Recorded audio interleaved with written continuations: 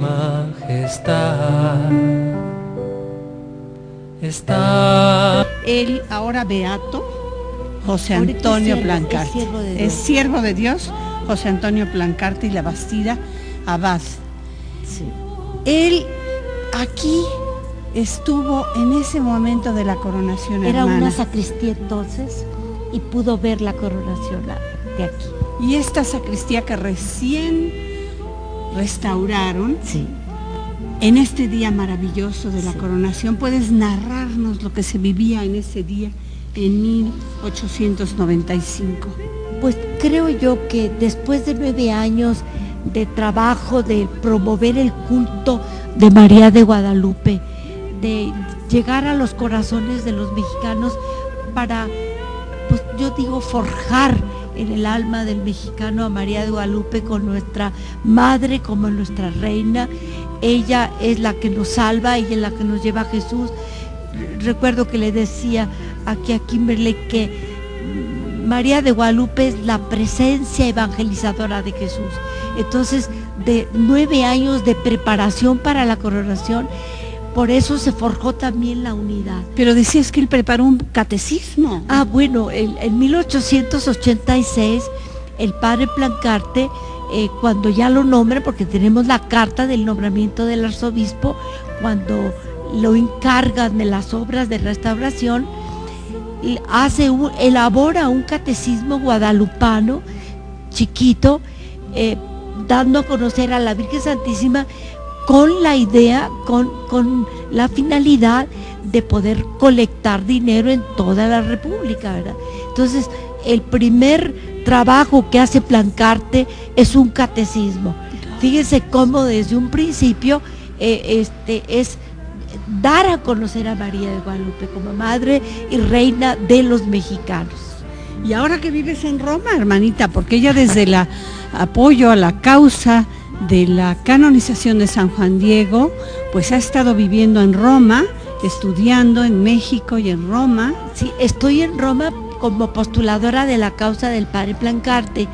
Colaboré en la canonización y beatificación primero de Juan Diego. Entonces, en Roma, como en cualquier parte del mundo a donde vaya uno, en París, en España, yo digo que toda Europa, hablar de un mexicano es hablar de Guadalupe, de su fe, de su crecer en Jesucristo.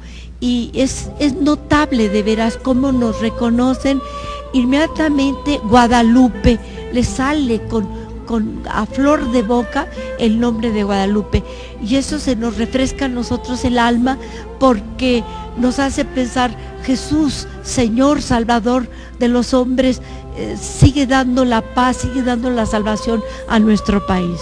Y María nos lleva a Jesús y a Así Jesús es. Eucaristía. Nos decías que el padre Plancarte escribió e inició la historia de la adoración nocturna en México. Sí, no que haya escrito, porque este librito que les di es más bien una narración de los presidentes de los adoradores, en donde estuvo presente en 1897, que fue la inauguración del templo de San Felipe de Jesús. Una de las obras del padre Plancarte fue el por qué no dar un templo al primer protomártir de México, y ahí fundar la expiación nacional por los pecados de México, por tanta persecución, tanto odio. Y si ustedes van al altar, en el centro están los pedacitos de todos los altares profanados de México, están en el altar de San Felipe, expiación. Pero él quiso adoración perpetua, y eso pasó en 1930 más o menos, ya hacer formalmente la adoración nocturna. Ese librito es la narración que hace el presidente de los adoradores de México, el padre Plancarte. Allí por ahí tienen ustedes unas fotografías. El padre Plancarte compra el terreno, lo construye, también pidiendo limosna. Fíjense, tengo esa pena que les quiero decir, que a veces cuando pasan esos buses de turismo, la señorita que explica, aquí está el templo de San Felipe de Jesús, hecho por don Porfirio Díaz en honor de doña Carmelita, su esposa. ¡Qué sufrimiento! Entonces, para poder probar que es de Plancarte, en catastro tenemos el documento del predio como del templo. Hermana, vamos a volver a retomar ese tema de templo expiatorio en México en unos momentos, pero vamos a volver a rendir honor a Santa María Reina. Estamos viendo lo que fue la inspiración, de querer darle un regalo al Papa que estaba enamorado de María, al Papa León XIII. Imagínate, cuando el Papa quiere tanto a la Virgen Santísima que todo un país se une en querer regalarle algo. Le quería regalar ese momento de coronar a María. ¿Qué significaba evangelización? Entonces estuvimos viendo de que la inspiración de un corona actual, de una corona de oro, supongo, primero el padre Plancarte estaba contemplándolo en otro lugar, en Jacona, me dices. Sí, en Jacona. En Michoacán. Entonces dijo, pero ¿por qué no coronamos a la Virgen Santísima de Guadalupe? Lo dijo el señor arzobispo, el señor Labastida. El señor Labastida era su tío, ¿no es cierto? Era su tío era el tío de José Antonio Plancarte. Entonces le encargó a su sobrino ese labor, ¿no es cierto? Y le dio las autorizaciones necesarias para preparar el lugar. Sabemos que antes que Dios entra a nuestras almas, tenemos que preparar el lugar, tenemos que quitar lo que no debe estar ahí, lo que está sucio, lo que no está digno de la presencia de Dios, y supongo que eso fue la inspiración a José Antonio Plancarte, preparar el lugar donde podría llegar el momento de coronar la Virgen Santísima. A ver, madre, explícanos en ese momento cómo fue preparado la corona. Ahora sí vamos a hablar de una corona hecho de oro. Y tenía que estar hecho de cierta manera, y conociendo un poco la historia de José Antonio, y yo que le tengo mucha devoción desde hace tiempo atrás, yo sé que él no hace nada a medias. Él es de dar con todo su corazón, él es de entregarse con todo su corazón, y cuando se trata de restauración de algo digno de la Virgen de Guadalupe, lo hace con lo más fino, lo más maravilloso, lo más bello. Vamos a hablar en ese momento de la corona.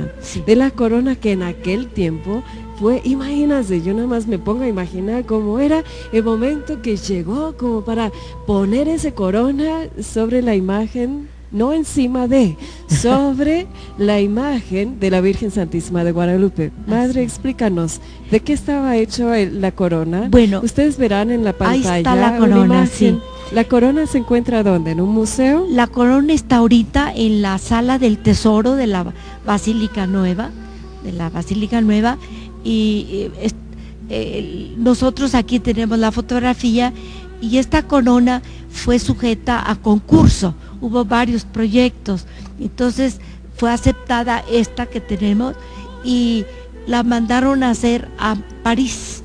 Entonces la corona. ¿Y por qué a París? Porque ahí estaba el mejor arquitecto orfebre que teníamos en esa época. Entonces tienes que tomar pequeña pausa y admirar. No es que las personas en Francia hacen las cosas mejores que los mexicanos, pero desde el corazón de Plancarte él dijo, yo quiero encontrar en el mundo el mejor, porque ella merece lo mejor. Entonces se encontró en Francia. ¿Cómo se llamaba? Era el señor P. Morgan, orfebre. Estuve yo en París a revisar todos los Morgan que había en París, orfebres. Fui al Museo de Orfebrería y ahí me dieron todos los datos. Pude llegar a ahorita es joyería, y me dieron muchos datos de la familia de P. Morgan. Entonces tenemos que esa corona la hizo con joyas finas y preciosas de los donativos de México. El diámetro es más o menos un metro de ancho. Ustedes a ver qué día consiguen con el señor rector que les enseñe la sala del tesoro. Ahí está, y ahí está también el báculo de Plancarte. Entonces tenemos que la corona tiene